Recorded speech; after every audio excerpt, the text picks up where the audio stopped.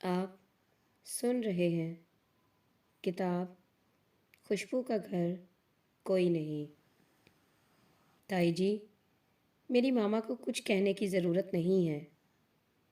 تایا جی کے لیے چائے بنانے کی ذمہ داری آپ کی ہے، میری نہیں۔ چاہے بنائیں چاہے نہ بنائیں۔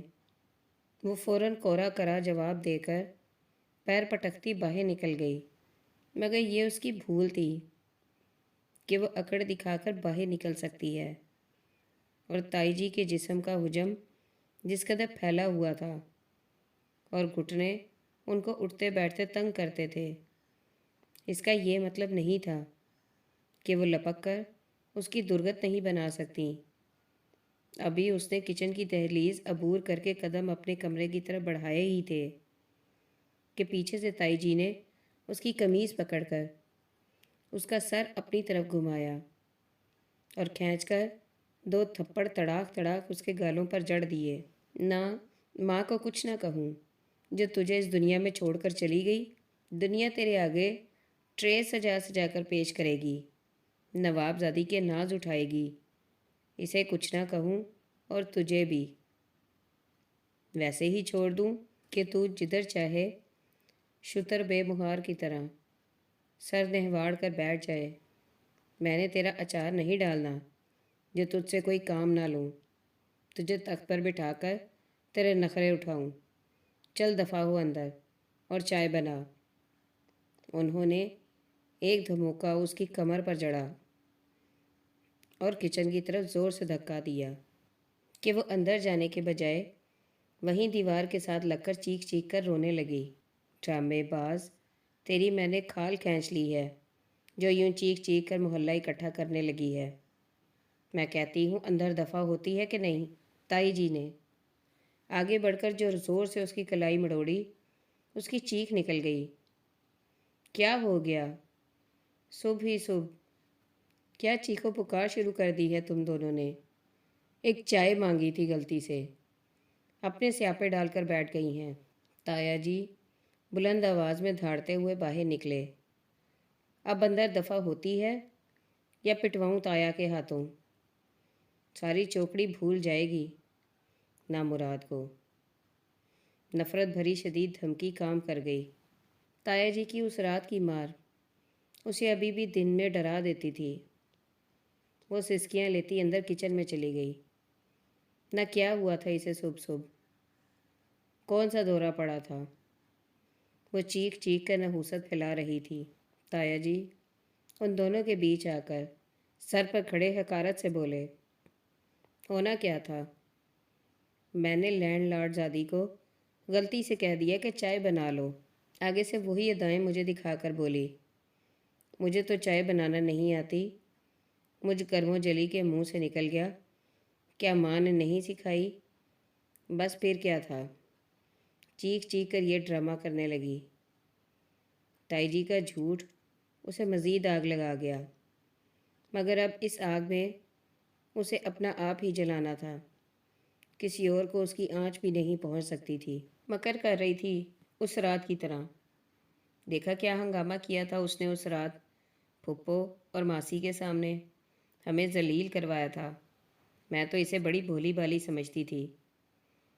یہ تو بڑی مکار ہے انیسہ، اس پر اب کڑی نظر رکھنا، یہ تو ہمیں بھی غچ دے جائے گی۔ کل کو سب کو جواب تو ہم نے دینا ہے، تم ہی اب خیال رکھنا۔ تایا جی وہیں سٹول سنبھال کر بیٹھتے ہوئے نفرت سے بولے، چل مر، یہ چائے کی پتی ڈال اس میں۔ تائی جی نے چائے کا ڈبہ اس کی کمر میں دے مارا۔ اس نے 2 آنسو اندر اتارے، 2 باہر گرائے اور چائے تھام لی۔ 1 چمچ ڈال، دیکھو آنسو اس کے جیسے ہم نے اسے ذبح کر دیا ہو۔ منحوس ڈرامہ گر، اتنی سی لڑکی، اور چلن دیکھو۔ اللہ میری توبہ، نہ ڈر دے دی۔ اس رات اندھیرے میں بہن بھائیوں کو لے کر نکلنے لگی تھی۔ توبہ، کیا زمانہ آ گیا ہے، خوف تو رہا ہی نہیں زمانے میں۔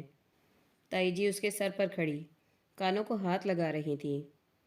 وہ کیتلی سے اٹھتے دھند کے غبار کو دیکھتے ہوئے روئے جا رہی تھی۔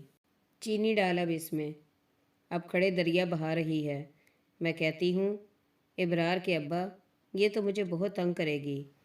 وہ مڑ کر تایا جی سے بولی، تنگ کرے گی تو خود ہی تنگ ہوگی۔ میں تم سے کہہ رہا ہوں کوئی لحاظ کرنے کی ضرورت نہیں، اس کا تو دماغ اچھا خاصا خراب ہے، پتہ نہیں ماں باپ نے آنکھیں بند کر رکھی تھیں ایسی گستاخ اولاد سے۔ تایا جی بیوی کی ہاں میں ہاں ملا رہے تھے۔ دودھ ڈالا بس میں، اور صبح صبح یہ ماتم بند کر، جب سے آئی ہے گھر میں جیسے نحوست پھیل گئی ہے۔ انہوں نے بڑبڑاتے ہوئے کپ اس کے آگے سلیب پر رکھ دیا۔ اس سے پکڑ کر چائے ڈال۔ رومال اسے تھماتے ہوئے وہ حکمیہ لہجے میں بولی۔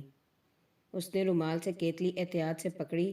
جیسے ہی چائے کپ میں انڈیلنے لگی، رومال پر اس کی گرفت ڈھیلی پڑ گئی۔ آدھی چائے کپ کے اندر اور کیتلی اس کے ہاتھ سے چھوٹ کر اس کے پاؤں کے اوپر زور سے جا گری۔ ابلتی ہوئی چائے بائیں پاؤں کو جلا گئی۔ اس کی چیخ نکل گئی۔ وہ ہاتھ سے رومال چھوڑ کر نیچے پاؤں پکڑ کر بیٹھ گئی۔ جلن اور تکلیف سے وہ اثر نو رونے لگی۔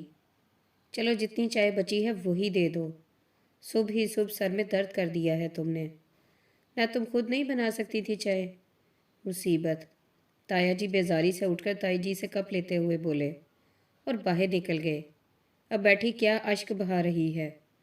جا جا کر کوئی ٹیوب لگا پاؤں پر۔ بکواس کی تھی مجھے آٹا چھان دے، اپنا ہی ڈرامہ کر کے بیٹھ گئی۔ ہمیں کسی سے کوئی فیض کہاں، ایسے اچھے اپنے نصیب کہاں۔ وہ بڑبڑاتے ہوئے پرات میں آٹا چھاننے لگی تو وہ روتے ہوئے اٹھی۔ پاؤں سے جلن کی ٹیسیں اٹھ رہی تھی۔ وہ بامشکل قدم اٹھاتے ہوئے باہر نکل گئی۔ تائی جی نے ایک نظر اسے جاتے دیکھا اور پھر زور زور سے آٹا چھاننے لگی۔ لاڈلے جب دنیا کے ہتھے چڑھتے ہیں تو دنیا ان کے ساتھ برا سلوک کرتی ہے۔ غزالہ آنٹی، چنے کی دال تو مجھے بہت پسند ہے، اور آپ تو بالکل حلیم کی طرح پکاتی ہیں۔ آپ کبابوں کے لیے قیمہ نہ منگوائیں، میں دال ہی کھاؤں گی۔ غزالہ قیمے کے لیے پرس میں پیسے ڈال رہی تھی جب عبیرہ نے پیچھے سے آ کر کہا، نہیں بیٹا، مجھے پتہ ہے تمہیں دال پسند نہیں تھی، مجھے پتہ ہے، اور آپ نے ابھی کپڑے بھی پریس کرنے ہیں، کھانا بھی پکانا ہے، پہلے ہی شام ہو چکی ہے، کباب بنانے میں بہت وقت لگے گا۔ پرسوں چھٹی کا دن ہے نا، پرسوں کباب بنا لیجیے گا، ٹھیک ہے نا؟ وہ ان کے بازو کے ساتھ لٹک کر بولی، تو اچھا چلو پرسوں بنا لیں گے، قیمہ تو آج منگوا لوں نا؟ وہ پھر بولی، پرسوں فریش منگوا لیجیے گا، آج منگوا کر باسی کرنا ہے، بس آج دال پکائیے مزیدار سی۔ چلو جیسے تمہاری مرضی۔ انہوں نے پیسے پرس میں رکھ دیے۔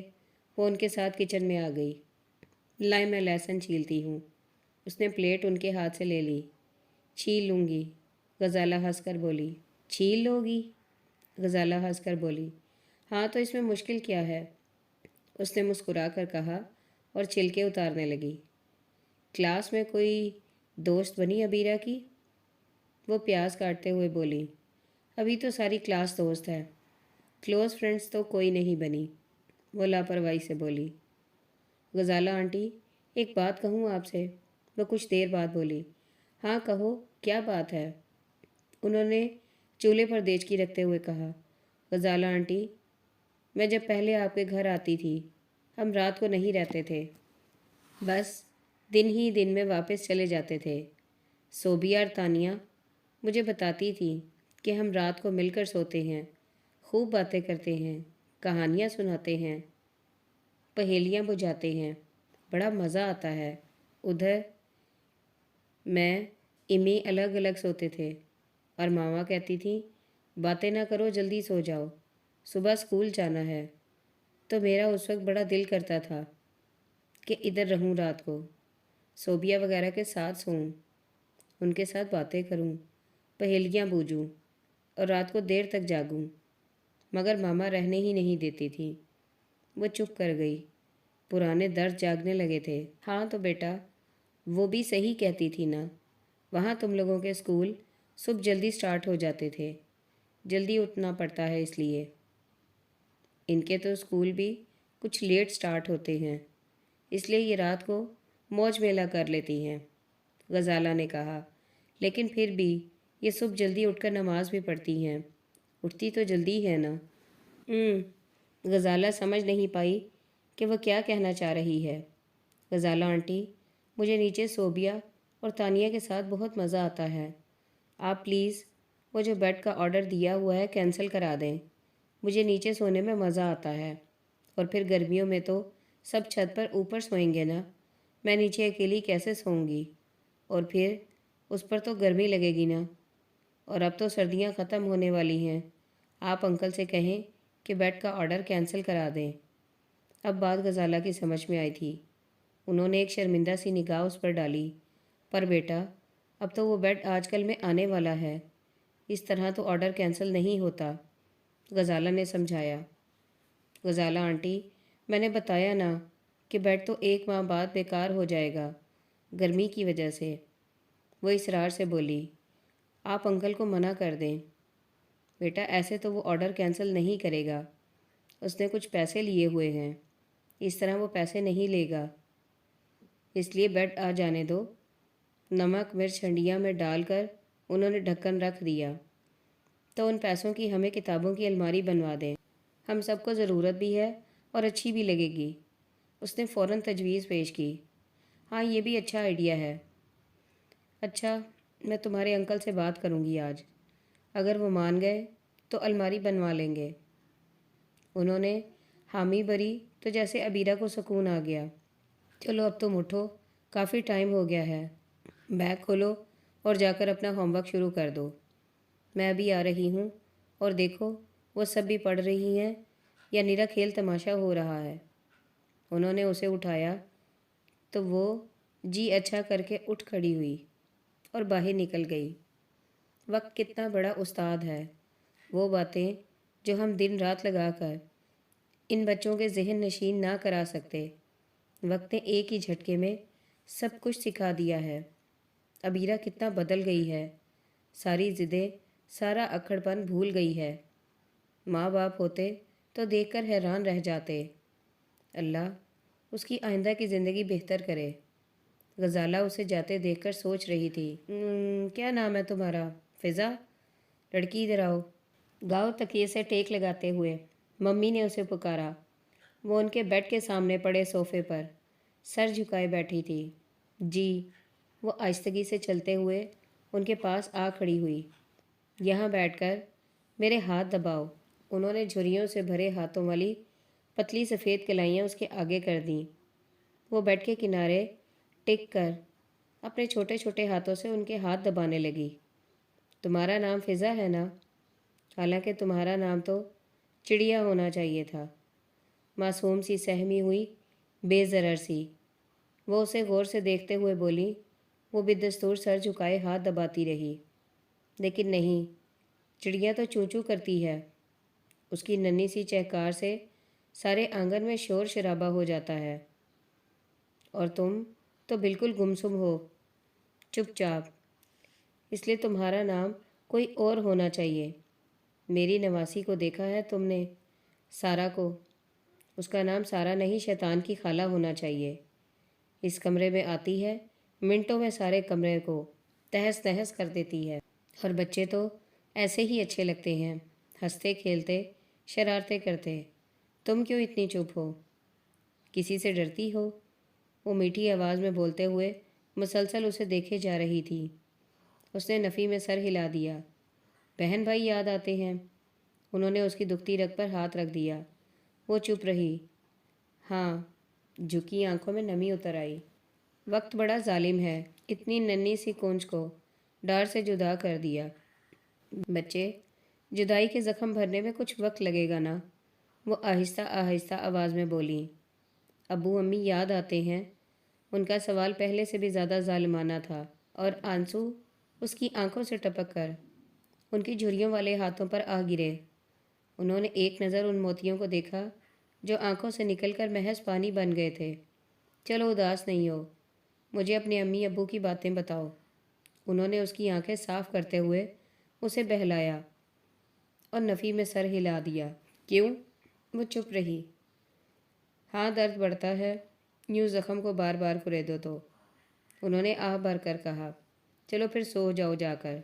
मुझे वो साइड पर पड़ा है ना दूध का गिलास और दोनों टैबलेट्स जो पास पड़ी हैं, दे जाओ। वो उठकर खड़ी हो गई। उन्हें दूध और मेडिसिन देकर उसी कमरे के दूसरी तरफ रखे सिंगल बेड पर आकर लेट गई। कंबल गर्दन तक ओढ़कर उसने दूसरी तरफ करवट ले ली। कल जब वह सोफे पर पड़े पड़े सो गई थी तो नौकर उसे जगाने आया कि आपको अंदर बेगम साहिबा बुला रही हैं। वह उठकर उसके साथ चल पड़ी। वो उसे उस कमरे तक ले आया। कमरे में दाखिल होते ही उसे अजीब सा एहसास हुआ, जैसे वो किसी हॉस्टल के कमरे में आ गई है। वैसी ही खुशबू थी या शायद बू थी फिनाइल जैसी। कमरे का सारा फर्नीचर फ्रांसीसी था। उसे तो नहीं पता था कि ये फ्रांस से मंगवाया गया है। हाँ, उसे अंदाज़ा हो गया था कि फर्नीचर बहुत कीमती है। ये बात उसे आज मम्मी ने बताई थी। दीवारों पर सफ़ेद बेदाग पेंट हुआ था। फर्नीचर की जिल्द बेश कीमत सफ़ेद फार्मिका की थी। खिड़कियों पर सफ़ेद बेदाग पर्दे होले होले लहरा रहे थे, क्योंकि खिड़कियाँ पिछली लॉन की तरफ खुली थी। फर्श पर कालीन भी सफ़ेद और हल्के आसमानी कलर का था। मम्मी, ये है फ़िज़ा। अब बताएं भला मैं इसे वापस कैसे छोड़ आऊँ? आकिफ चचा की आवाज़ में लजाजत और बेबसी दोनों थी। नरगिस, तुम क्या कहती हो? उन्होंने गौर से आकिफ चचा के पास बैठी फ़िज़ा को देखा। मम्मी, मैं तो इसे कतन बर्दाश्त नहीं कर सकती। मेरा घर कोई यतीम खाना नहीं है जो मैं ये फ़ी सबीलिल्लाह काम शुरू कर दूँ। मैं इस तरह की जिम्मेदारी नहीं उठा सकती। इसलिए आकिफ से कहें कि इसे फ़ौरन से पेशतर इसके ताया, चाचू या जो भी हैं उनके हवाले करके आएं। पहले ही इन्होंने वहाँ इतने दिन बर्बाद किए हैं। नरगिस बेजार कुल लहजे में बोली। हर बात पर यूं बेजार ना हो जाया करो नरगिस। मम्मी ने नरगिस को डांटा। आकिफ, तुम क्या कहते हो? मम्मी, बता चुका हूँ, मेरी इज्जत का मामला है। मैं अब इसे कैसे छोड़ के आऊँ? आकिफ चचा का लहजा बेदस्तूर आजिज़ाना था। सबके सामने बात हुई थी, अब इस तरह फिर जाऊँ? इज्जत? तुम्हारी भी कोई इज्जत है? नरगिस आंटी का हंकारा और जुमला खासा बुलंद था। आकिफ चचा पहलू बदल कर रह गए। नरगिस, बुरी बात, मम्मी ने सरसरी लहजे में कहा। ऐसा है नरगिस, तुम इस बच्ची को मेरे पास छोड़ दो। जब से मेरा ऑस्ट्रेलियन तोता फोत हुआ है, मैं अब इस कमरे में पड़े पड़े बोर हो जाती हूँ। इससे मेरा दिल भी लगा रहेगा और आकिफ की बात भी रह जाएगी। क्या ख्याल है तुम्हारा? उन्होंने दोनों को देखा। मम्मी, आपके लिए मैंने तोता मंगवाया तो है ऑस्ट्रेलिया से। 1-2 रोज़ में पहुंच जाएगा। फिर आपको क्या मसला है? नरगिस का लहजा हनूस कठोर था। तोता आ जाएगा तो खैर है, ये बच्ची यहीं रहेगी मेरे पास। मुझे ये अच्छी लगी है। तुम अब मज़ीद एतराज़ ना उठाओ और इसकी तरफ से बेफ़िक्र हो जाओ। इसे मैं रख लूँगी। तुम दोनों बिज़नेस की तरफ ध्यान दो। मैनेजर आया था कल मेरे पास साइन करवाने कुछ पेपर्स पर। वो बता रहा था अफजल वगैरह ने मिलकर और कमर ग्रुप ने फैक्ट्री में बड़े बड़े घपले कर रखे हैं। वो यूनियन को आजकल में स्ट्राइक के लिए तैयार कर रहा है। अंदर ही अंदर खिचड़ी पक रही है। तुम अब होशियारी से उधर जाओ और तवज्जो दो। इस मामले को मुझ पर छोड़ दो, उन्होंने दोनों से कहा। मम्मी, आप भी तो हद करती हैं। अब पिछले महीने आप अमेरिका चली गईं तो वो इतने लाजमी पेपर्स थे, अर्जेंट पेपर्स, जिन पर आपके साइन होना थे। 1 हफ्ता पूरा उस प्रोजेक्ट को डिले करना पड़ा। पता नहीं आपको मुझसे अब क्या ख़तरा है। पावर ऑफ अटॉर्नी आप मुझे क्यों नहीं दे देती? ये रोज़ रोज़ की चिक चिक से तो जान छूटे। इतने मसाइल हो जाते हैं इससे। नरगिस आंटी कुछ गुस्से में बोली। हाँ तो कहा तो है मैंने एडवोकेट एजाज से, वो अगले माह तक सारे पेपर्स तैयार कर लेगा। फिर ये मसला भी हल हो जाएगा। मुझे भला तुम पर एतबार क्यों नहीं होगा? कोई अपनी औलाद पर भी बेतबारी करता है। ये काम भी अब जल्द ही हो जाएगा, बल्कि मेरे कंधों से जिम्मेदारी का बोझ उतरेगा। तुम फिक्र ना करो और अपना ध्यान सिर्फ बिज़नेस की तरफ करो। मुझे बड़ी फ़िक्र है। اور عاقب بیٹا، تم بھی نرگس کے ساتھ مل کر ان معاملوں کو سلجھاؤ۔ یہ کیا سلجھائیں گے؟ کسی بھی معاملے کو اپنے بیکورڈ خاندان کی تو فکریں کر لیں، پھر باقی کا بھی کچھ کریں گے۔ وہ اٹھ کر کھڑی ہو گئی۔ اوکے ممی، مجھے ذرا جانا ہے، حامد صاحب کے ہاں بزنس پارٹی ہے ادھر۔ اور عاقف، تم جا کر عثمانی صاحب سے مل لو، انہوں نے میپ ورکنگ کہاں تک مکمل کر لی ہے۔ اوکے ممی، وہ کہتے ہوئے باہر نکل گئیں۔ ان کے ساتھ ہی عاقف چچا ممی کو اوکے کہہ کر باہر نکل گئے، اور وہ کل سے ممی کا دل بہلانے کے لیے ان کے آسٹریلین طوطے کی جگہ اس کمرے میں تھی۔ کمرہ بہت بڑا تھا، درمیان میں ریشمی سفید پردوں سے کمرے کی پارٹیشن کر کے اسے 2 بنا دیا گیا تھا۔ دوسری طرف اس کا سنگل بیڈ لگا دیا گیا تھا۔ ممی ایک ٹانگ سے معذور تھی، ان کے پھیپھڑوں میں پرابلم تھی۔ اس کے علاوہ بھی بے شمار چھوٹی موٹی بیماریاں تھیں جن سے نپٹنے کے لیے وہ دن رات نیلی، سرخ اور پیلی چھوٹی بڑی گولیاں اور کیپسولز نکلتی رہتی تھیں، اور فضا ان کی خدمت پر معمور ہو گئی تھی۔ پھر تائی جی کی کڑی تربیت نے صرف 1 ماہ میں اسے چائے بنانا، آٹا گوندنا، سبزی بنانا سکھا دیا تھا۔ یہ الگ بات ہے، اس سیکھنے کے دوران اس نے کئی بار ہاتھ اور بازو جلائے۔ چاقو اور چھری تو اتنی بار انگلیوں سے نبرد آزما ہوئی کہ ہاتھوں پر باقاعدہ ان کے نشان رہ گئے تھے۔ 2 بار تو دائیں ہاتھ کے انگوٹھے پر ایسی چھری لگی کہ خون ہی بند نہیں ہو رہا تھا۔ ابرار بھائی گھر پر موجود تھے۔ وہ تائی جی سے لڑنے لگے تھے اور اسے فوراً ڈاکٹر کے پاس لے گئے۔ تائی جی ابرار بھائی کی اس ناگہانی ہمدردی کا بدلہ کئی روز اس سے لیتی رہیں۔ اٹھتے بیٹھتے اسے ایکٹریس، اداکارہ اور ڈرامہ باز کا خطاب دیتی رہیں۔ پہلے وہ پلٹ کر جواب دے دیتی تھی، لیکن اس زبان درازی پر 2-4 جھاپڑ اور پڑ جاتے تھے، اور اس کے بعد میں تائی جی کی زبان چلتی رہتی۔ اس کی طبیعت بیزار ہو جاتی، پھر اس نے جواب دینا ہی چھوڑ دیا۔ کیا فائدہ، دوبارہ مار بھی کھاؤں اور ان کی زبان پھر بھی گولے اگلتی رہے۔ کچھ دن تو تائی جی کو اس کی ایک چپ اور 100 سکھ والی پالیسی کی خبر نہ ہو سکی۔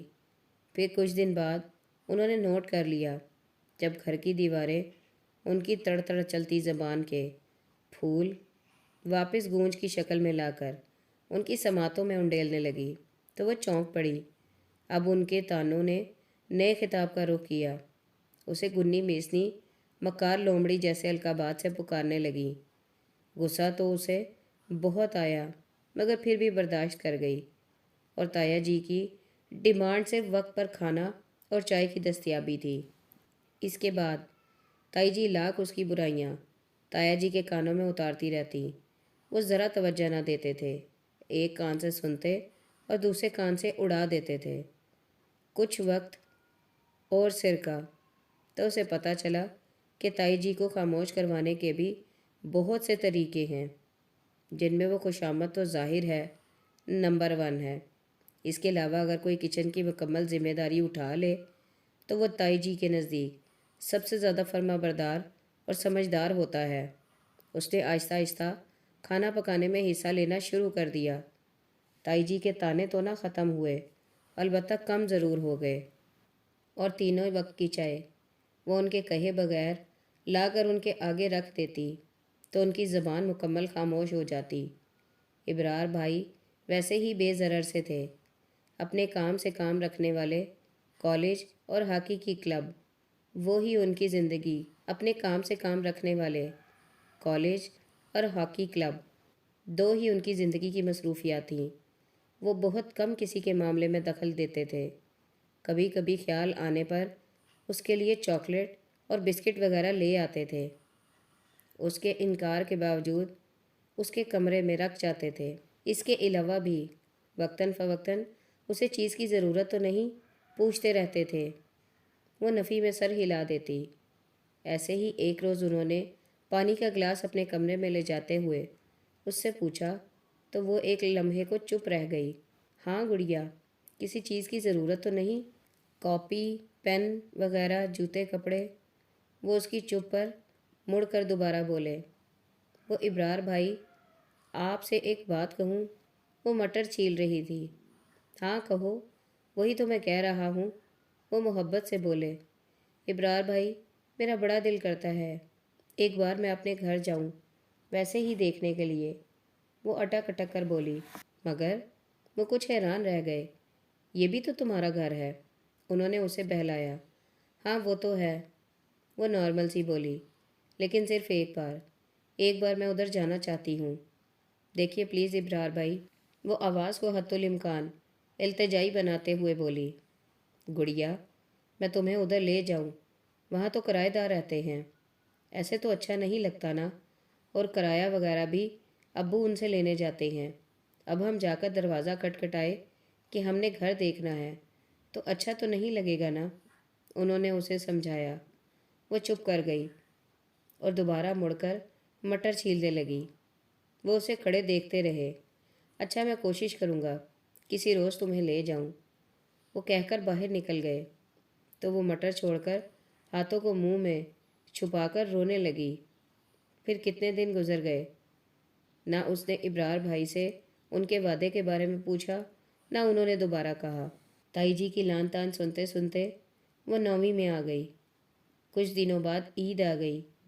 ماما پاپا کے بعد ان کی پہلی عید آئی تھی، اور ان کی زندگی میں ان کی عید کیسے گزری تھی وہ اس کے بارے میں سوچنا بھی نہیں چاہتی تھی۔